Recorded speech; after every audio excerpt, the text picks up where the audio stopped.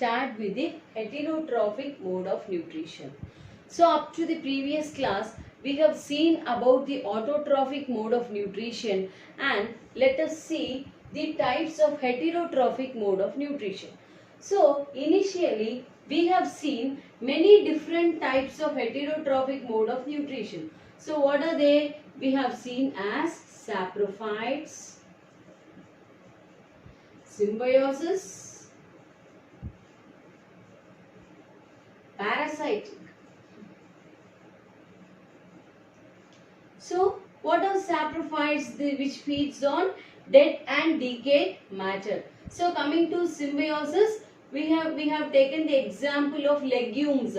So in saprophytic mode of nutrition, we have taken the examples of mushrooms, bread mold,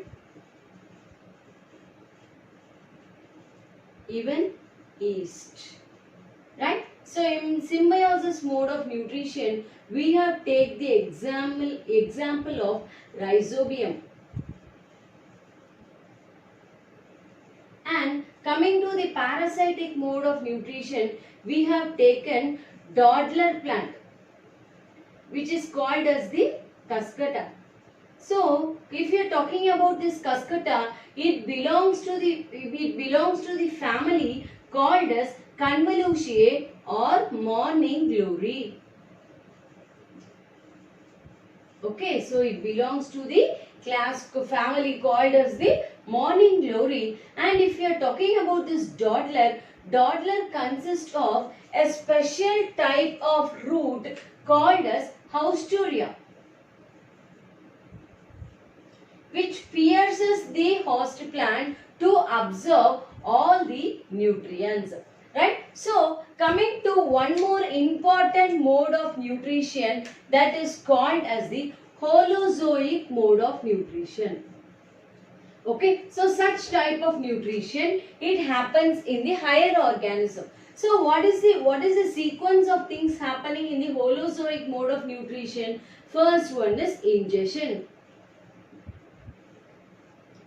followed by digestion, followed by absorption, followed by assimilation, which is followed by egestion.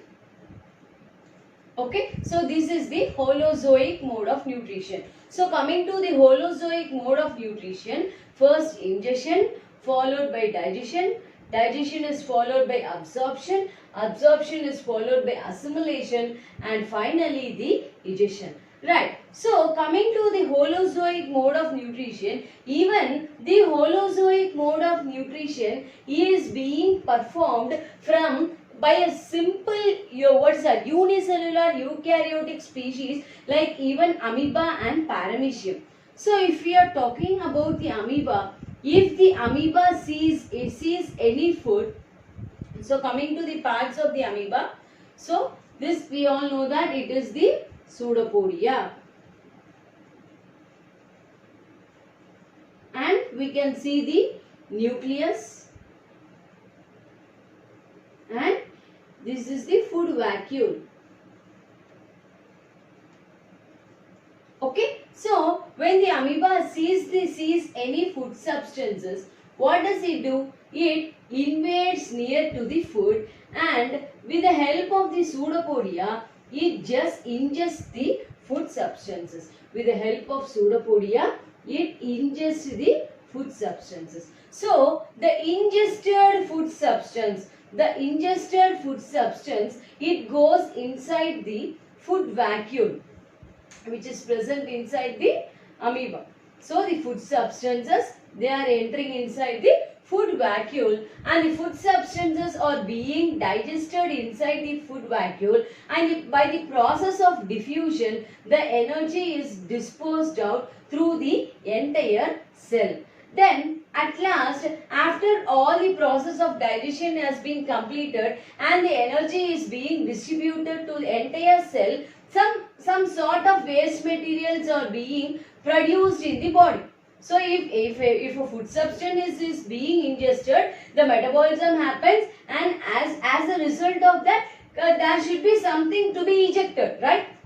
So what happens after some time? This pseudopodia shows sudden breakage. The pseudopodia shows sudden breakage and it eliminates the waste material. Since the digestion of the Holozoic mode of digestion takes place inside the cell, this is called as the intracellular digestion. Okay, so intracellular digestion. So, coming to the term intracellular, see what is the difference between intracellular and intercellular? See, listen, if we are going, what's that? If there is the metabolism happening between the two cells, we call it as intercellular. If the mechanism happens within the cell, if the mechanism is happening within the cell, we will term it as intracellular, and if there is the metabolism happening between the two cells, we say it is as intercellular, right? So, since the digestion in amoeba takes place within the single cell, we call it as the intracellular digestion. Right? In same way, if we are talking about the paramecium also consists of food vacuole. Okay, the paramecium also consists of food vacuole. Rather, the difference between the mode of nutrition in amoeba and mode of nutrition in paramecium, the paramecium consists of some small hair-like substance called as cilia for the process of locomotion. Right? And you have to be clear that any part of the amoeba can rupture and it engulf the food substances. But in case of paramecium, there is the specific site for ingestion which is called as cytostome. Okay, this cytostome is a specific site of ingestion of food substances in case of paramecium, and same thing, the digestion happens in the food vacuole and the egestion also happens through the same opening. So in the next class, let us discuss about the human digestive system. Thank you.